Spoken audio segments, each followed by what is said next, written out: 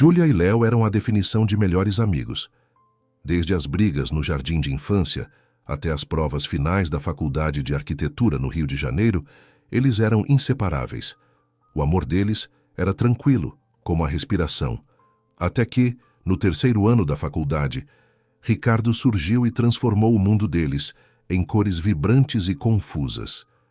Ricardo havia se mudado misteriosamente para Ipanema. Era quieto, intenso e tinha um olhar que parecia carregar o peso de séculos. Ele nunca falava sobre sua família ou seu passado, dizendo apenas que estava ali para recomeçar. Júlia e Léo se apaixonaram por ele simultaneamente. Era um amor complicado, mas sincero. Por meses, os três formaram um triângulo inseparável, cheio de risadas na praia e longas noites de conversas filosóficas, onde Ricardo sempre evitava o futuro e se apegava ao passado. A vida deles era perfeita, até que desmoronou em uma manhã, 10 anos atrás. Júlia e Léo encontraram o apartamento de Ricardo em Ipanema, exatamente como ele havia deixado. A xícara de café na pia, o livro de poesia aberto. Mas Ricardo havia sumido. Encontraram apenas uma carta simples na porta. Preciso ir para onde eu pertenço. Não me procurem. A dor da perda foi um peso insuportável. Para superar o luto e dar propósito à ausência, Júlia e Léo se casaram e canalizaram a energia para fundar uma ONG dedicada à busca por pessoas desaparecidas. Ajudar os outros era a única maneira de honrar a memória do amigo que o tempo não permitia esquecer. No 10º aniversário exato do desaparecimento de Ricardo, o passado os alcançou. Uma carta notarial, formal e lacrada, chegou à sede da ONG. A herança era inesperada. A antiga mansão do bisavô de Ricardo, localizada em um vale isolado no interior de Minas Gerais. Uma propriedade que estava abandonada há mais de 50 anos. A herança só podia ser reivindicada pelos dois, e a condição era bizarra. A mansão só poderia ser visitada 10 anos após a morte ou o desaparecimento do último descendente direto, Ricardo. Motivados por uma mistura de curiosidade e uma ponta de esperança de que encontrariam uma pista, Júlia e Léo viajaram para Minas. A mansão, aninhada em um vale silencioso, era colossal e decadente. Sua fachada, antes majestosa, estava coberta por trepadeiras e musgo. As janelas quebradas pareciam olhos vazios que observavam a chegada deles. O ar cheirava a mofo, a poeira e ao tempo esquecido.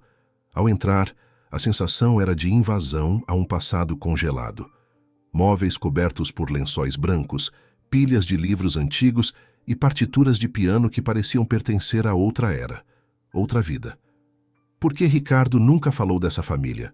Desse bisavô? Desta mansão? Júlia perguntou, a voz ecoando no hall.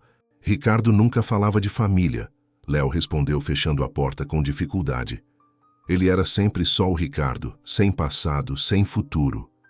Enquanto exploravam, a curiosidade de Júlia a levou ao porão. Um espaço úmido e escuro, cheio de teias de aranha e barris velhos.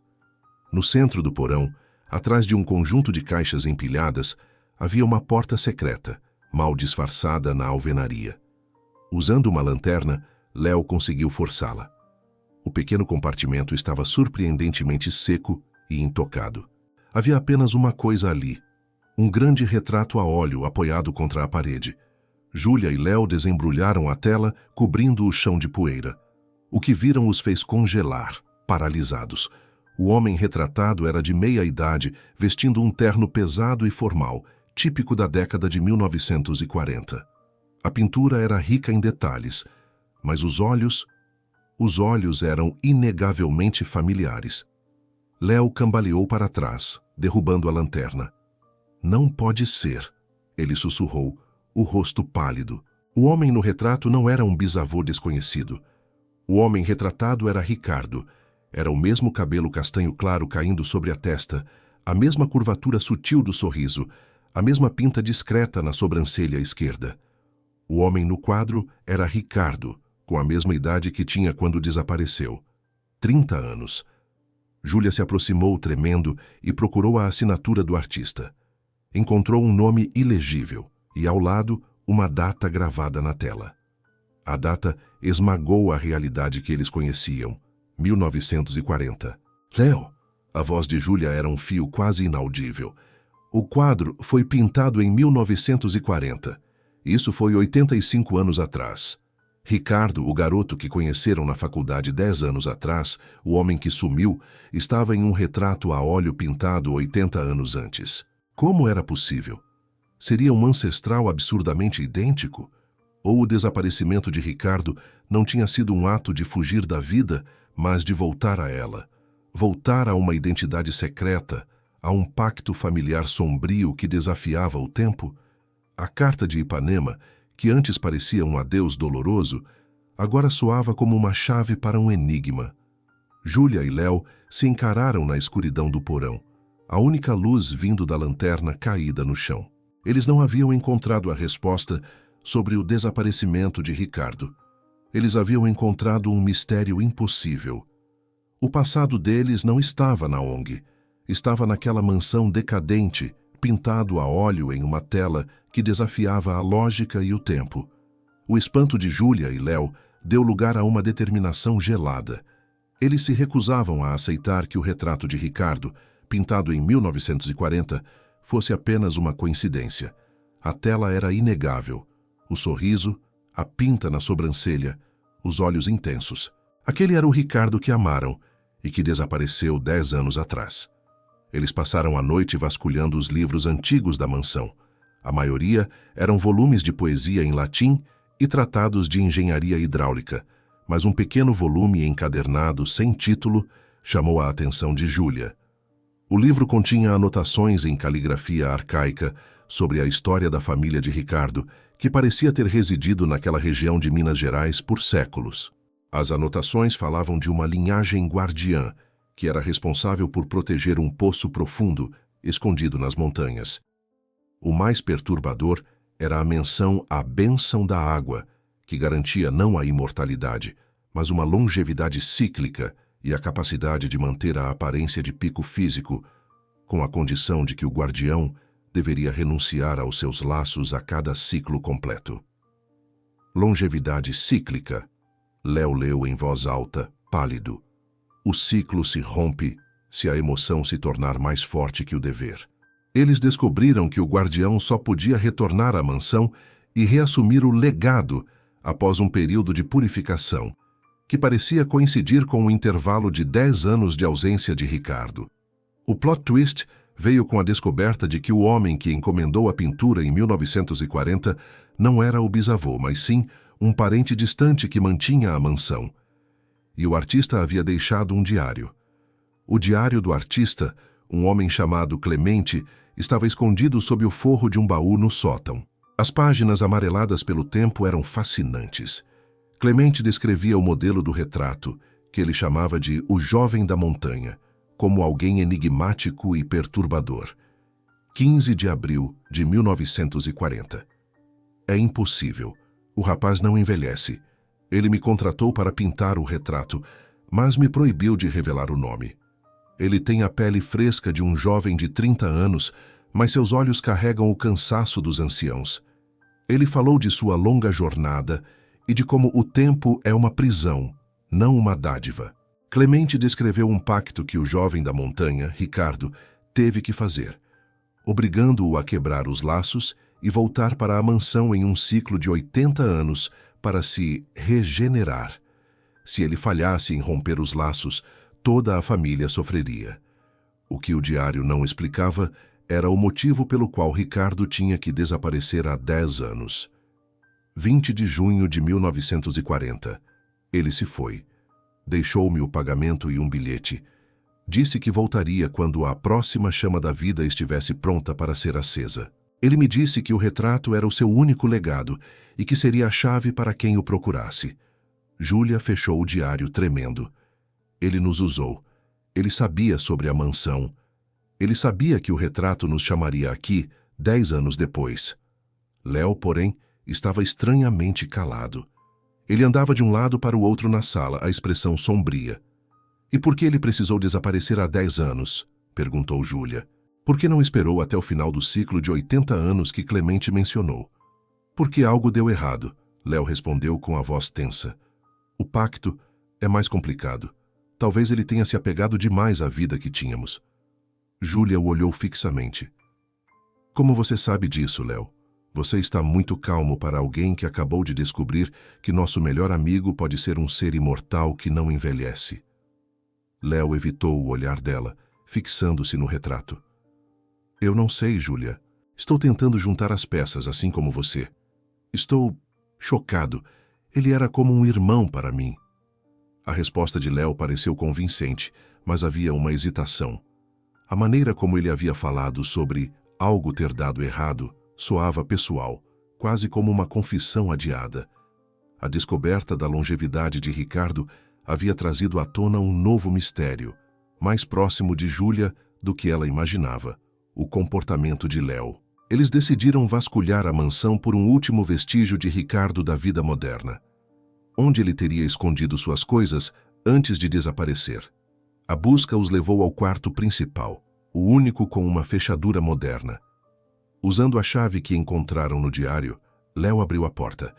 O quarto estava estranhamente limpo, mas no centro havia uma mesa de estudos com plantas de engenharia detalhadas e anotações. As plantas não eram da mansão, mas sim de um complexo subterrâneo que parecia se estender sob o vale. Mas, ao lado dos mapas, havia um objeto que não se encaixava na arquitetura nem no pacto de longevidade. Uma foto antiga, desbotada. Era uma foto de Léo e Ricardo, adolescentes, abraçados em uma praia do Nordeste. Muito antes da faculdade, muito antes de Júlia. Júlia pegou a foto. O sorriso de Léo era familiar, mas os dois pareciam irmãos. Uma onda de choque a atingiu. Léo não conheceu Ricardo na faculdade. Léo e Ricardo se conheciam há décadas. Ela se virou para o marido que estava parado na porta, observando-a. Quem é esse, Léo? Júlia perguntou, segurando a foto. Onde vocês se conheceram de verdade? O que você está escondendo sobre a família dele? A tensão entre eles era tão densa quanto o ar mofado da mansão. A busca por Ricardo havia levado Júlia à beira de uma traição ainda mais dolorosa. Júlia sentiu o peso da traição a esmagar o ar. A mansão, antes um palco de mistério, tornou-se o cenário de uma mentira íntima. Ela ergueu a foto para Léo, os olhos marejados, mas com uma dureza que ele nunca vira. Me responda, Léo. Por quê? Nós o conhecemos na faculdade. Essa foto é de anos antes. Quem é você, de verdade? Léo fechou a porta do quarto com um clique suave, como se quisesse aprisionar a verdade ali. Ele não desviou o olhar. Era a confissão que ele vinha adiando há uma década. Eu te amo, Júlia. Eu sempre amei. Mas eu menti. Não só sobre Ricardo, mas sobre como eu o conheci. Ele começou a voz rouca. Nós não nos conhecemos em Ipanema.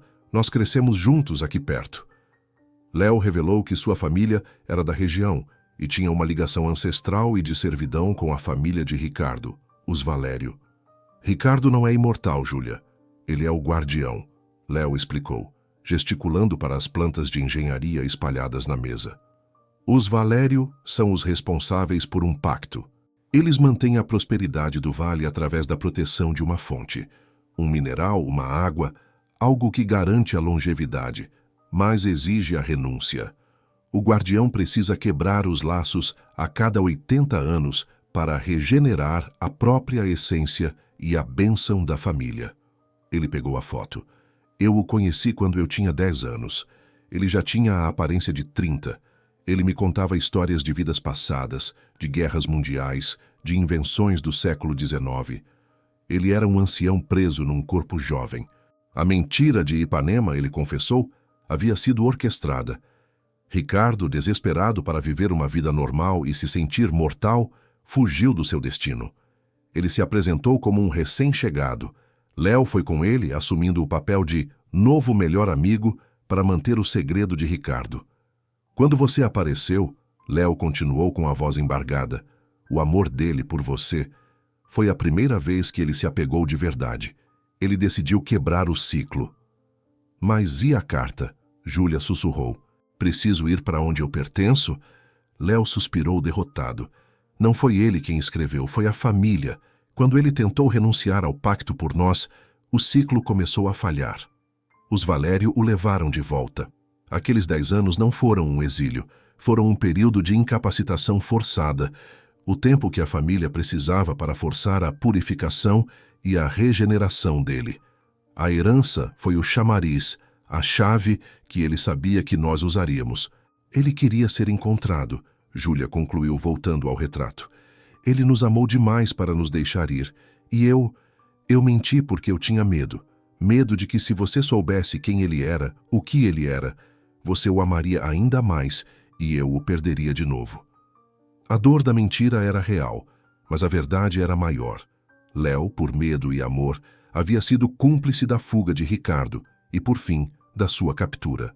A união dos três, que antes parecia um triângulo amoroso, era na verdade uma complexa teia de segredos e lealdades antigas. Júlia, apesar da raiva, não podia negar a sinceridade de seu desespero. Eles estavam juntos nisso, querendo ou não. O que são essas plantas? Ela perguntou, apontando para a mesa. O mapa, Léo respondeu, limpando as lágrimas. O mapa do complexo que fica sob o vale, o poço profundo que ele deveria guardar. É para lá que ele foi levado. É a fonte da bênção da água.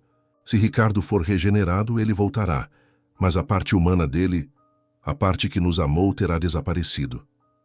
Júlia correu o dedo sobre as linhas do mapa. Havia um ponto em particular circulado a lápis, bem abaixo do porão. Vamos terminar o que ele começou. Se ele queria quebrar o pacto por nós, vamos quebrar o pacto por ele. O nosso passado está aqui, Léo, ela disse, pegando a lanterna e caminhando para a porta. O casal desceu de volta ao porão úmido e parou diante da porta secreta, onde encontraram o retrato. Desta vez, o quadro não era um enigma, mas um guia. O local marcado no mapa de engenharia era uma laje de pedra sob o retrato. Eles moveram o quadro pesado. No chão, uma lasca de pedra solta revelou uma pequena alavanca de ferro. Léo hesitou, mas Júlia colocou a mão sobre a dele. Para onde ele pertence, nós também iremos, ela disse. Léo puxou a alavanca. Com um som seco e assustador, a seção central do piso de pedra do porão se abriu, revelando uma escuridão sem fim e o cheiro forte de umidade e minerais. Uma escadaria em espiral descia para as profundezas da terra. Júlia e Léo olharam para o abismo, sabendo que a lenda da longevidade era apenas o começo de uma jornada que poderia custar-lhes a própria mortalidade. A escuridão do abismo que se abriu sob o porão era densa e fria, carregada com o cheiro metálico de minerais e água subterrânea. Júlia e Léo, munidos de lanternas, desceram a escadaria em espiral. O silêncio da mansão sendo substituído pelo gotejar sinistro da água. A descida era longa, seguindo o mapa de engenharia que Ricardo deixara. Após o que pareceram horas, a escadaria se abriu em uma vasta caverna artificial. No centro, havia uma piscina de água turva e prateada, o Poço Profundo. E ali, em uma laje elevada, estava Ricardo. Ele estava deitado, nu, envolto em um sudário de linho grosso, parecendo estar em transe. Várias pessoas idosas, vestidas com mantos escuros, os remanescentes da família Valério, circulavam o poço em um ritual silencioso. Eles não o confrontaram. Eles estavam ali para o batismo, o momento em que a essência humana de Ricardo seria apagada e o guardião ancestral assumiria um novo ciclo de 80 anos. Ele voltaria para o mundo, mas seria o homem do retrato de 1940, sem passado, sem laços, com a mesma idade, mas com o peso de uma nova identidade. Júlia e Léo se aproximaram, escondidos atrás de uma coluna de pedra, enquanto o ritual atingia seu clímax. Os anciãos erguiam as mãos. O ar se tornou pesado, carregado de energia. «Ricardo!» Júlia gritou, a voz desesperada ecoando pela caverna. O transe de Ricardo foi quebrado. Seus olhos se abriram e ele piscou, reconhecendo-os imediatamente, antes que os Valério pudessem detê-los. O choque e o pânico dos anciãos foram imediatos. O ciclo de purificação havia sido interrompido. Léo se adiantou segurando a foto antiga dos dois adolescentes. Você disse que precisava ir para onde pertencia. Você sabia que estaríamos aqui, que a herança nos chamaria. O que você queria, Ricardo? Quebrar o pacto ou nos arrastar para ele? Ricardo lutava para se levantar do leito de pedra. Ele estava fraco. Eu os amei demais, ele sussurrou, a voz distante. O amor rompeu o ciclo. Eu me apeguei. A carta foi para protegê-los do meu retorno, para que o passado não os machucasse. Júlia foi direta. Nós sabemos que você é o guardião, que você não envelhece, que o seu destino é voltar e ser outra pessoa. Nós viemos para perguntar, você é o homem do pacto ou o Ricardo que nos amou? Um dos anciãos, o mais velho, avançou com raiva nos olhos. Vocês perturbaram o ciclo. O guardião deve se regenerar. Se ele ficar com vocês, a maldição atingirá a todos. Ele envelhecerá rapidamente em dias, e a fonte se secará. Ricardo olhou para Júlia e Léo, para os anciãos e para o poço profundo. Ele tinha uma escolha: continuar o pacto, submergir na água prateada, apagar o Ricardo que amou e viver mais 80 anos reaparecendo no Rio de Janeiro com uma nova identidade. Quebrar o pacto, ficar com Júlia e Léo, mas perder a longevidade e enfrentar o envelhecimento acelerado. O silêncio era esmagador. Ricardo tocou a pinta discreta sob a sobrancelha e olhou profundamente para os amigos, para as únicas pessoas que o fizeram se sentir mortal e, consequentemente, vivo. O guardião é uma prisão, ele disse com uma ponta de alívio. Eu já vivi tempo demais. Eu escolho o que é real. Com um último esforço, ele rasgou o sudário, afastou os anciãos e desceu da laje. Os Valério gritaram, mas não puderam detê-lo. A escolha estava feita. 3 anos depois, a mansão de Minas Gerais foi transformada em um centro de pesquisa e sede da ONG, dedicada a investigar desaparecimentos não solucionados e a proteger a história local. O Poço Profundo, com a interrupção do ritual, não se tornou uma maldição, mas apenas uma fonte subterrânea comum. A lenda da longevidade se esvaiu. Júlia e Léo continuaram casados, mais fortes do que nunca, tendo a verdade como seu alicerce. Eles dividiram a vida com Ricardo. Ele estava com 33 anos, mas havia envelhecido visivelmente, ganhando linhas de expressão e fios brancos, sinais da mortalidade que ele havia abraçado. O envelhecimento não foi em dias, mas gradual. Ricardo não se tornou um ancião moribundo, mas um homem em seus 40, vivendo o tempo de forma honesta, sem pressa. Ele usava seu conhecimento secular, história, línguas, engenharia, para ajudar a ONG a resolver casos complexos, usando a mansão como base. Em um dia ensolarado, sentado na varanda da mansão, Ricardo olhou para um céu azul e sorriu para Júlia e Léo. Eu já fui um guardião, um poeta do século XIX e um marinheiro do século XVII, ele disse, as rugas leves em seus olhos agora. Mas a vida que tive com vocês, a vida de 10 anos em Ipanema, foi a única que me fez sentir que valia a pena viver. Eu troquei a eternidade pela realidade e não me arrependo. O segredo do velho retrato não era um pacto de imortalidade, mas a prova de que o amor e a amizade podem romper até mesmo os mais antigos laços de sangue e destino. E às vezes, a única maneira de viver de verdade é desistir de viver para sempre.